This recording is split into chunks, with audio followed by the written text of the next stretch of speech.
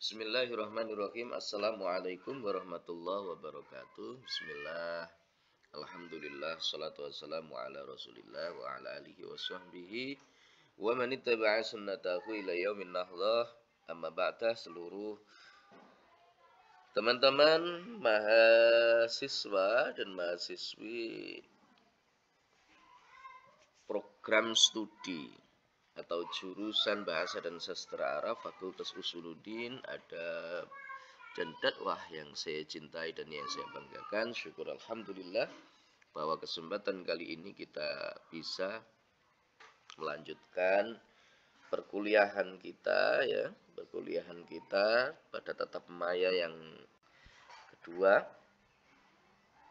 dalam keadaan sehat walafiat tentunya. Shalawat salam semoga senantiasa terlimpah ruahkan ke pangkuan baginda agung Rasulullah Muhammad sallallahu alaihi wasallam yang kita nantikan syafaatnya min yaumina hadza ila yaumil qiyamah. Baik, topik perkuliahan kita hari ini adalah urgensi, definisi dan klasifikasi terjemah.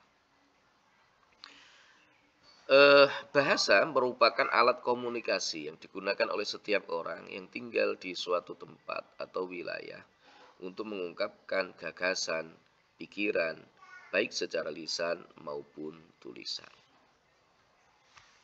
Nah, di dunia ini terdapat berbagai suku bangsa, etnik, dan negara yang kesemuanya memiliki bahasa yang berbeda-beda.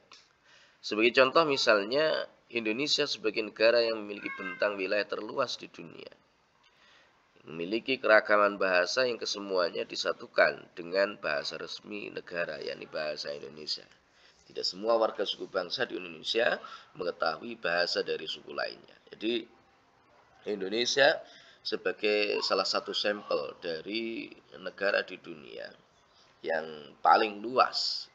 Indonesia paling luas. Mengapa? Karena di Indonesia itu bentang wilayahnya itu mulai dari Sabang sampai Merauke itu ternyata mencakup 3 waktu, ya, mulai dari waktu Indonesia bagian timur, waktu Indonesia tengah, dan waktu Indonesia barat. Yang waktu itu diukur ya melalui garis lintang 0 derajat, garis bujur 0 derajat yang letaknya itu di Greenwich, London itu. Nah, itu ternyata Indonesia masuk memiliki 3 wilayah, yaitu wilayah Indonesia bagian timur, wilayah Indonesia tengah, dan wilayah Indonesia bagian barat. Nah, ini menunjukkan betapa Indonesia sebagai sebuah negara itu sangat luas sekali. Nah, di Indonesia ternyata karena bentang wilayahnya yang begitu luas, ada keragaman di dalam Indonesia itu sendiri berkenaan dengan bahasa yang dimiliki oleh masing-masing suku etnik yang tersebar di seluruh wilayah Indonesia. Orang Papua misalkan, mereka punya bahasa tersendiri. Orang yang ada di Bali misalkan, mereka punya bahasa sendiri. Yang tinggal di Madura, nggak usah jauh-jauh, yang dekat dengan kita di Jawa ini, orang Madura itu punya bahasa sendiri. Yang kadang-kadang, seringkali kita tidak memahami bahasa yang mereka ungkapkan. Ya, tidak memahami bahasa yang mereka ungkapkan. Nah, oleh karena keragaman bahasa yang dimiliki dan tidak semua orang memiliki kemampuan untuk memahami semua bahasa, oleh karena itu untuk memahami gagasan, ide, dan pikiran yang dimiliki oleh orang yang ada di suku, etnik, maupun negara lain, diperlukan kegiatan yang disebut dengan terjemah. Nah, inilah teman-teman kenapa terjemah itu menjadi penting, karena ternyata banyak orang yang tidak menguasai bahasa orang lain. Kita ini sebagai warga negara Indonesia dan orang Jawa khususnya, seringkali kita tidak memahami bahasa-bahasa di luar bahasa kita dan bahasa resmi negara kita. Orang Sunda misalkan, itu pun kita tidak paham bahasa orang Sunda, padahal itu masih masuk ke dalam wilayah Jawa misalkan. Nah, ini yang terjadi di di kondisi real kita. Nah, oleh karena itulah maka kita memerlukan yang namanya terjemah itu. Supaya itu membantu orang-orang yang tidak mampu atau tidak menguasai bahasa-bahasa dari orang lain untuk kemudian bisa memahaminya dan mengambil sisi-sisi positif dari apa yang mereka miliki, baik itu dari yang terucap dari lisan mereka atau yang tertulis dalam buku-buku, literatur, dan lain sebagainya dari mereka. Nah, urgensi terjemah sebagai bentuk kebutuhan. Jadi, terjemah itu merupakan satu kebutuhan bagi suatu bangsa untuk menguasai bahasa lain demi kebutuhan pergaulan sosial atau ekonomi, perniagaan, itu disebut dengan linguistic pressure, ya. Linguistic pressure. Ini menurut Wahid dan juga Enier Haugen. Ya, itu disebut dengan linguistic pressure. Jadi kebutuhan suatu negara untuk memahami dan menguasai bahasa lain sebagai upaya untuk memenuhi kebutuhan dalam pergaulan sosial dan juga ekonomi. Karena secara otomatis manusia tidak bisa hidup sendiri, mereka butuh dengan yang lain, perlu ada sebuah interaksi. Tidak semua kekayaan alam yang dimiliki oleh satu negara dimiliki oleh negara yang lain, sehingga diperlukan sebuah interaksi dalam rangka untuk memenuhi kebutuhan-kebutuhan tersebut. Kalau mereka tidak memahami bahasa satu dengan bahasa yang lain, secara otomatis mereka juga tidak akan mampu untuk memenuhi kebutuhan yang mereka inginkan. Nah, melalui proses terjemah, penerima bahasa sasaran memperoleh informasi dan pengetahuan yang diungkapkan oleh bahasa sumber. Informasi dan pengetahuan tersebut sangat bermanfaat bagi perkembangan pola pikir, adat istiadat, budaya, dan peradaban di mana bahasa sasaran itu berada. Ya, jadi melalui proses penerjemahan, maka penerima bahasa sasaran. Menerima bahasa sasaran. Jadi bahasa sasaran itu adalah bahasa di mana bahasa yang akan diterjemahkan itu diterjemahkan ke sana. Bahasa Arab misalkan diterjemahkan ke dalam bahasa Indonesia, maka bahasa Indonesia itu adalah bahasa sasarannya, sementara Arab itu adalah bahasa sumbernya. Atau sebaliknya, bahasa Indonesia diterjemahkan ke dalam bahasa Arab, maka bahasa Indonesia itu adalah bahasa sumber, sementara Arab itu adalah bahasa sasarannya. Nah, ketika bahasa itu kemudian diterjemahkan, maka informasi, pengetahuan yang berasal dari bahasa sumber, ya, itu bisa diambil atau dipahami oleh bahasa sasarannya. Masuk diantaranya adalah bagaimana pola perkembangan pemikiran yang ada di masing-masing bahasa sumber itu. Adat istiadatnya bagaimana, budaya yang berkembang di sana bagaimana, kemudian peradaban yang ada di sana itu bagaimana, itu akan terserap. Apa ada pengaruhnya? Tentu itu akan sangat berpengaruh terhadap pola-pola pemikiran, ide gagasan, atau mungkin yang lain yang berkaitan dengan proses dinamisasi dari manusia. Orang sering membaca dengan mereka yang tidak sering membaca itu tentu pola pikirnya itu akan berbeda, cara mereka berpikir berbeda, cara mereka di dalam menanggapi persoalan-persoalan itu tentu akan berbeda antara satu dengan yang lainnya, oleh karena informasi dan pengetahuan yang masuk ke dalam akal mereka itu berbeda. Nah, oleh karena itulah informasi pengetahuan tersebut bermanfaat bagi perkembangan orang yang berada di dalam bahasa sasaran tersebut. Nah, kapan sebenarnya proses terjemahan berawal? Menurut catatan yang saya temukan di literatur buku ini, bahwa terjemahan itu bermula dari ditemukannya batu Rosetta di sepanjang Sungai Nil. Sebuah prasasti Mesir kuno yang ditemukan oleh arkeolog barat pada 1799. Ini menurut M. Eugen Anida 1964 dan juga Suyendra Yusuf 94. Nah, ini tentunya penemuan ini sudah sangat lama ya, 1799. Apakah kemudian terjemahan itu bermula di tahun 1799? Tentu tidak. Artinya sinyal-sinyal bahwa di era atau di masa yang sangat-sangat klasik, bahkan sebelum Masehi, ya sebelum Masehi itu sudah ditemukannya melalui arkeolog Barat, ya, dalam prasasti Mesir kuno, yang itu tentunya usianya sudah sangat lama, ya, usianya itu sudah sangat lama.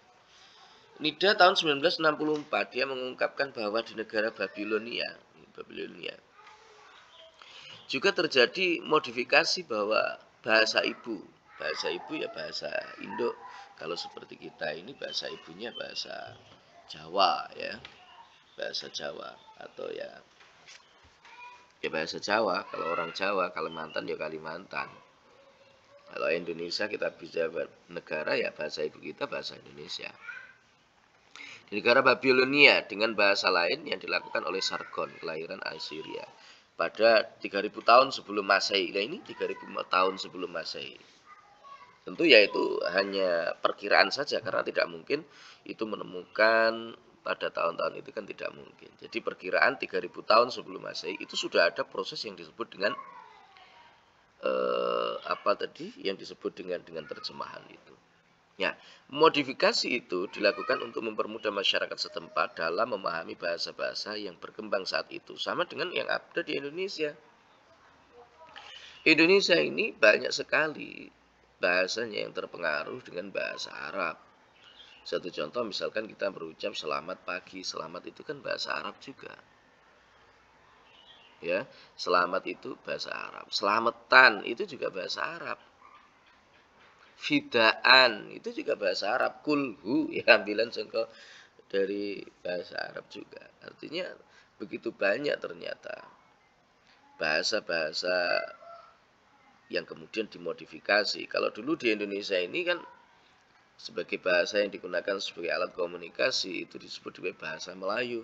Karena itulah ada beberapa kemiripan antara bahasa orang Indonesia, Malaysia, kemudian yang lainnya di sepanjang Nusantara, karena dulu memang disatukan dalam sebuah kerajaan Nusantara di bawah Majapahit sampai kekuasaannya ke wilayah Thailand. Indonesia itu dulu luar biasa, negara yang sangat besar. Nah, sama itu pun juga terjadi dulu di Babilonia pada kisaran tahun 3000 sebelum Masehi. Ternyata sudah ada modifikasi, ya, sudah ada modifikasi yang dilakukan untuk mempermudah masyarakat setempat. Ada pengambilan penyerapan bahasa-bahasa lain ke dalam bahasa Babilonia supaya memudahkan masyarakat Babilonia untuk berkomunikasi dan juga memahami bahasa-bahasa yang berkembang.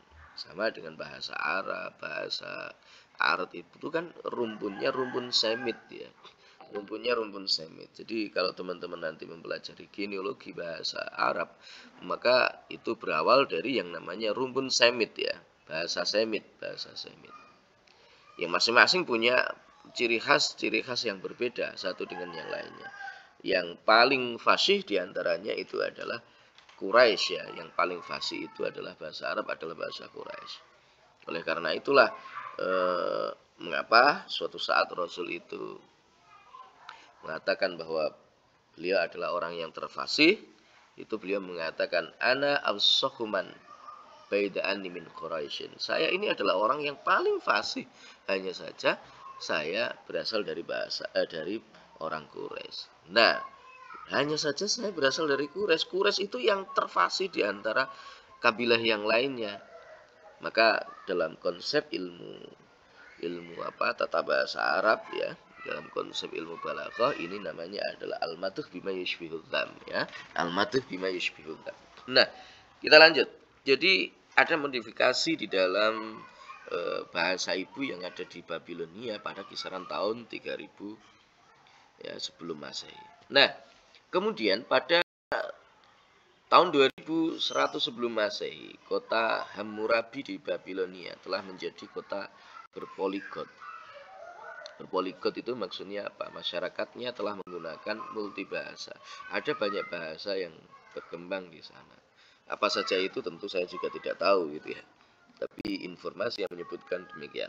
Sama dengan teman-teman kita yang mungkin berada di Bali hari ini, kan mereka juga termasuk orang-orang yang menggunakan banyak bahasa. Mengapa? Karena di Bali itu banyak turis wisatawan yang datang ke sana. Oleh karena itulah tuntutan keberadaan, tuntutan mereka ya, tuntutan bagi mereka untuk menguasai berbagai bahasa-bahasa yang ada pengunjung-pengunjung yang datang ke Bali itu sebagai sebuah tuntutan, dan itu mesti itu mesti ya.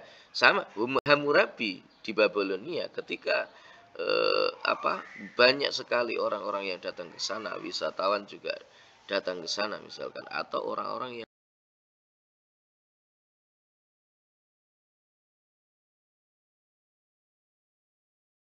untuk menggunakan beragam bahasa.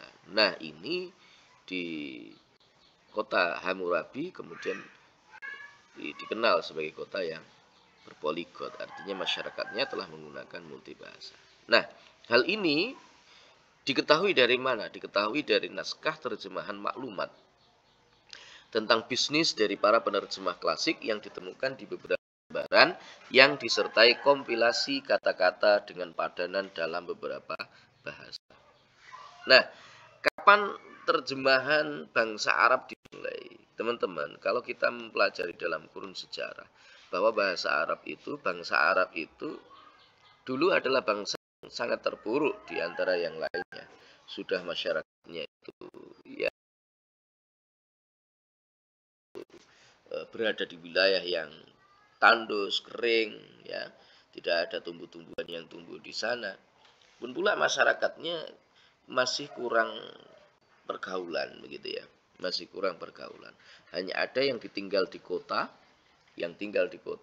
itu yang sudah mulai bersentuhan dengan budaya-budaya yang dari luar. Nah, kapan itu terjadi terjemahan di bangsa Arab? Yang terjemahan bahasa Arab dimulai pada abad ke-7 Masehi, beberapa saat setelah Islam lahir. Terjemahan berkembang pesat di Baghdad, Irak pada masa dinasti Abbasiyah. Baghdad dikenal sebagai kota pengetahuan, kebudayaan, 1001 malam, dan kota terjemah. Jadi ini teman-teman, Islam lahir di Arab membawa perubahan yang begitu luar biasa. Terbukti ayat yang pertama turun adalah Iqra, artinya adalah membaca, ya, bacalah. Iqra bismi rabbikal ladzi khalaq, khalaqal insana min 'alaq, Iqra wa rabbukal akram, dan seterusnya itu.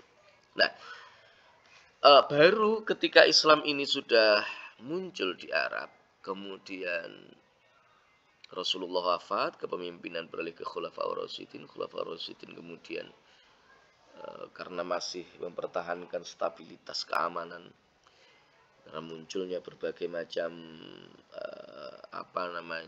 ya, kalau boleh saya katakan adalah konflik politik di tengah-tengah para sahabat kala itu. Kemudian ada dinasti Abbasiyah yang masih konsentrasi, Umayyah yang masih konsentrasi untuk ekspansi, ya, perluasan wilayah. Juga Abbasiyah relatif orang-orangnya sangat sadar akan pentingnya ilmu dan pengetahuan. Oleh karena itu di masa Abbasiyah inilah banyak berkembang. Madhab yang digunakan pun itu juga mendukung demikian. Perkembangan dari madhab Mu'tazilah yang lebih mengedepankan rasio daripada aspek kepasrahan, ya, kepada Tuhan. Itu Mu'tazilah ternyata memberikan pengaruh dan dampak yang begitu luar biasa. Sehingga Baghdad kala itu dikenal sebagai kota pengetahuan, kebudayaan, 1001 malam, ada ketika terjemah juga. Di kota Baghdad ini, umat Islam banyak menerjemahkan karya-karya ilmuwan barat, yang dalam hal ini adalah orang Yunani. Seperti misalkan karya-karya dari Aristoteles, kemudian Plato, Galen, Hippocrates, dan lain-lain. Ini diterjemahkan oleh orang-orang Muslim kala itu, ilmuwan Muslim, ke dalam bahasa Arab. Oleh karena itu tidak perlu heran manakala kita juga banyak menemukan karya-karya Muslim yang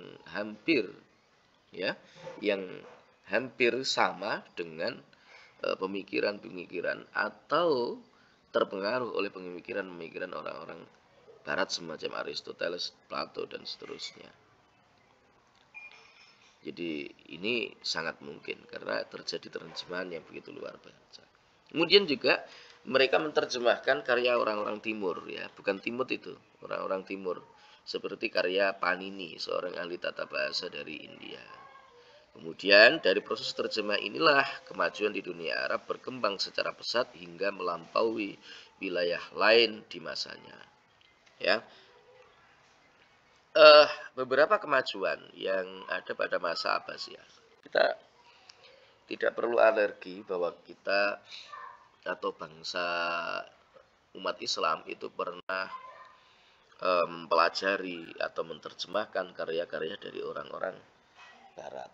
Karena memang ilmu itu, perkembangan dari ilmu pengetahuan itu tidak akan pernah bisa pure murni berasal dari satu komunitas, tidak. Karena terjadi persentuhan-persentuhan antara pemikiran yang satu dengan pemikiran yang lainnya, kemudian muncul pemikiran-pemikiran yang baru. Hasil analisa-analisa yang dilakukan akan memunculkan pemikiran-pemikiran yang baru. Nah, hasil dari proses penerjemahan yang dilakukan oleh umat Islam terhadap karya-karya Barat dan juga yang lainnya, maka muncul sebuah masa di mana Islam itu jaya sampai kemudian pengetahuan yang ada di dalam dunia Islam itu menggemparkan dunia, gitu ya, menggemparkan dunia.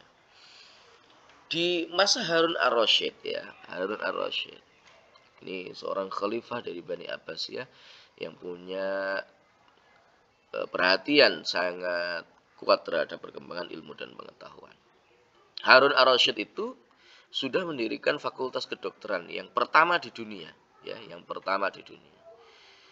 Nah, di antara dokternya adalah Ali At-Tabari. Dia punya buku namanya Firdaus Al-Hikmah, kitab yang menjelaskan tentang penyakit kulit dan kurap. Ini ternyata sudah ada pembahasan dari Ali At-Tabari. Kemudian Ibnu Sina. Ini ada kitab yang konon sampai hari ini kitab Ibnu Sina ini masih digunakan sebagai rujukan wajib di seluruh universitas kedokteran di Eropa. Konon katanya demikian. Yaitu Al-Qanun fit Tibb, ensiklopedia kedokteran yang lengkap. Dan informasinya Ibnu Sina itu juga ahli bedah pertama dalam dunia Islam. Dalam dunia Islam dan dunia, ya, dan dunia tentunya. Kemudian ada Ar-Razi Al-Mansuri, dia punya buku Al-Mansuri, Libar Al-Mansoro, dan Kitabul Asrar. Kemudian ada tokoh aritmatika dan statistika. Kita mengenal ada Kharizmi, bukunya Al-Jabbar wal Muqabalah, yang diterjemahkan menjadi Liber Al-Kharizmi.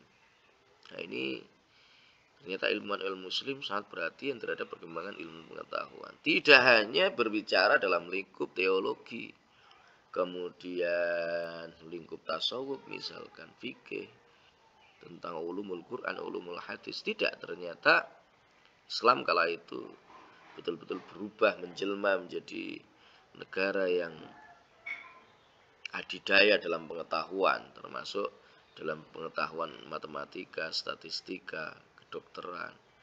Ahli fisika ada Al-Biruni, bukunya Al-Asrarul Baqiyah Anil Qur'un, buku tentang sinar optik. Dan Al-Biruni itu pula konon dia punya sebuah alat yang digunakan untuk mengukur diameter dari bumi, yang menurut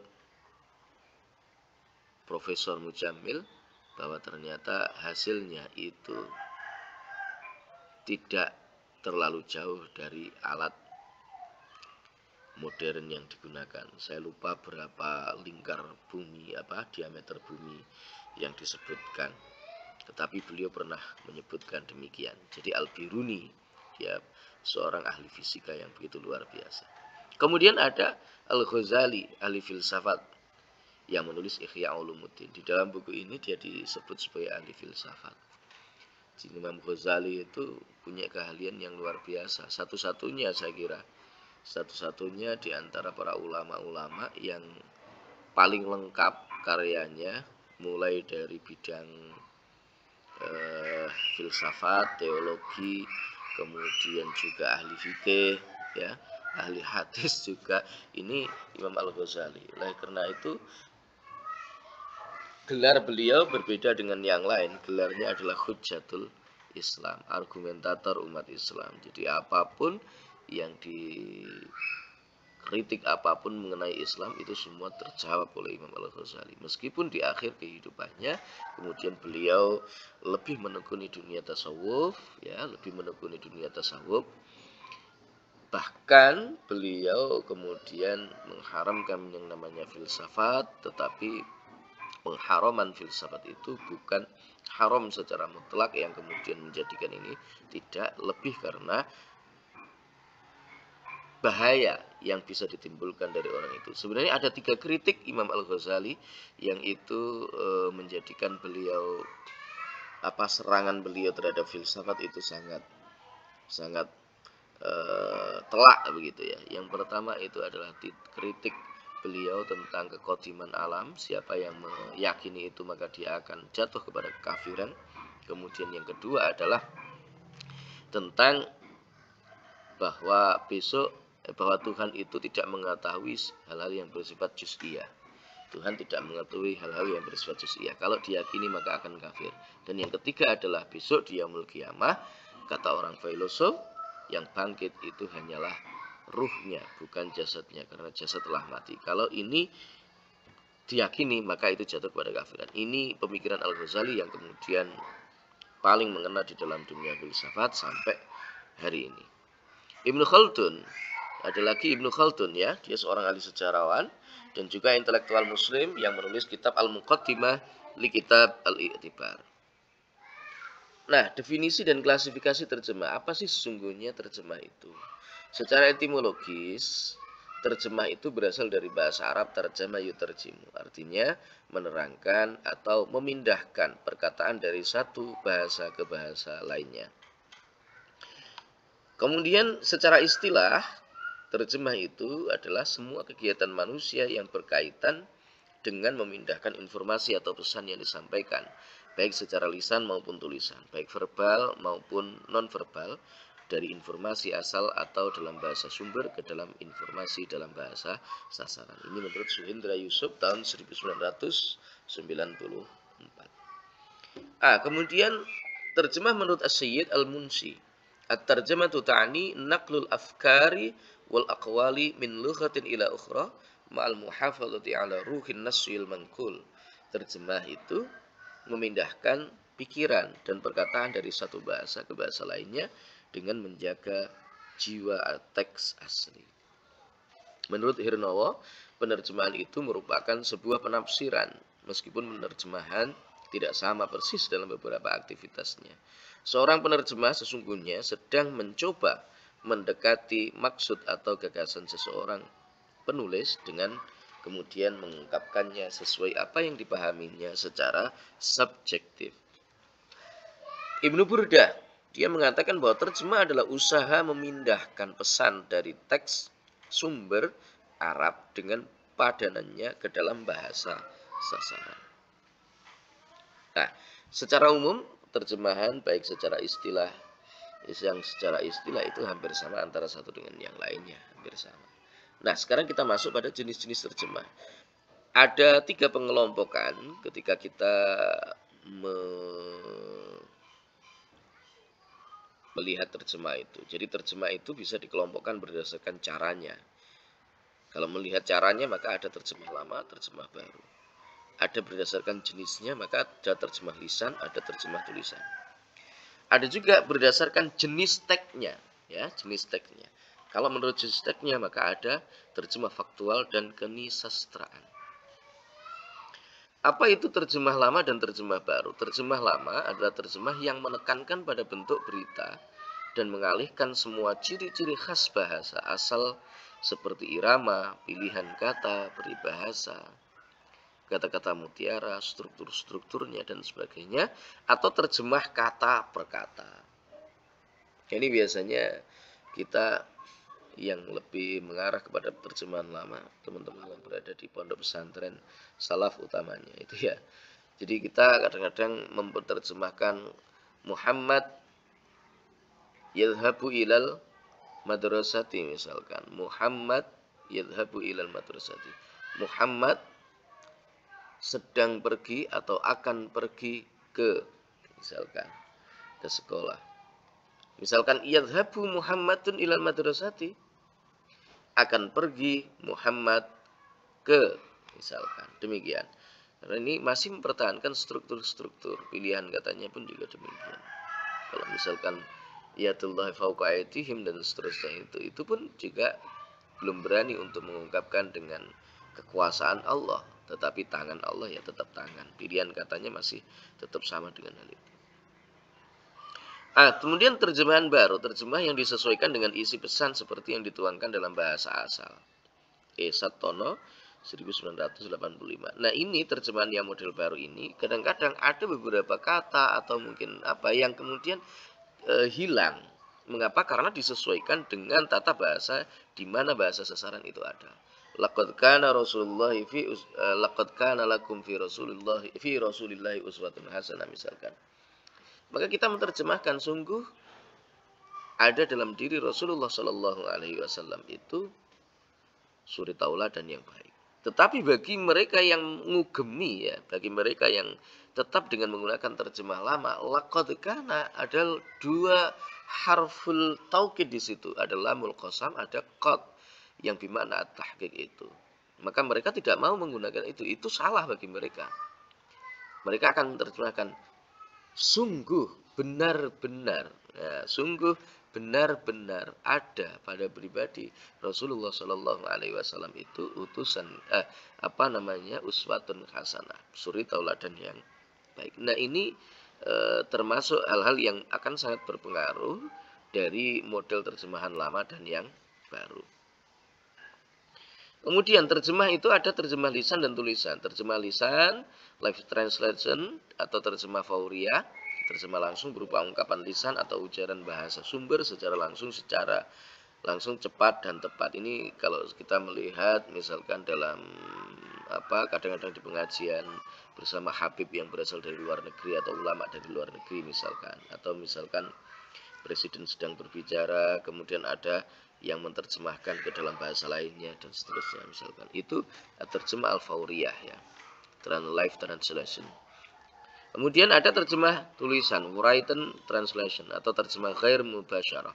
Terjemah di mana seorang penerjemah memiliki kesempatan untuk memperbaiki, mengoreksi kembali unsur-unsur bahasa dan kekeliruan yang terjadi atau yang kurang tepat padanan katanya. Ini kalau ini bahasa tulis ya. Nah, kemudian terjemah faktual dan kesenisastraan. Terjemah faktual mengalihkan seperangkat informasi faktual suatu bahasa ke dalam bahasa lainnya. Ini biasanya surat-surat perjanjian, berita, pada surat kabar, radio, televisi, terjemahan buku, dan lain-lain. Kemudian ada terjemah kesenisastraan, menerjemah teks yang berkaitan dengan kepentingan-kepentingan kesenian, kesastraan, prosa, puisi, drama, opera, cerita-cerita bergambar, film, dan lain sebagainya. Ini teman-teman BSA yang lebih paham itu ya. Jadi misalkan ada puisi miliknya siapa itu diterjemahkan dalam bahasa Indonesia itu akan berbeda. Kalau sastra ya, kalau kalau ininya dari sastra. Mengapa demikian? Karena karya sastra itu memiliki keunikan tersendiri. Keunikannya adalah dalam pilihan-pilihan kata ya, rangkaian kalimat dalam teks sastranya ini punya makna yang berbeda pada umumnya dibandingkan kata atau kalimat yang dituangkan dalam teks karya faktual. Baik, terima kasih teman-teman. Itu mungkin untuk pertemuan kita kali ini dan nanti akan kita diskusikan bersama-sama. Kita belajar bareng. Tidak ada yang lebih pintar di antara kita. Kita belajar bersama-sama. Mudah-mudahan kita diberikan kepahaman. Terima kasih dan wallahul muwaffiq ila aqwamit thoriq. Assalamualaikum warahmatullahi wabarakatuh.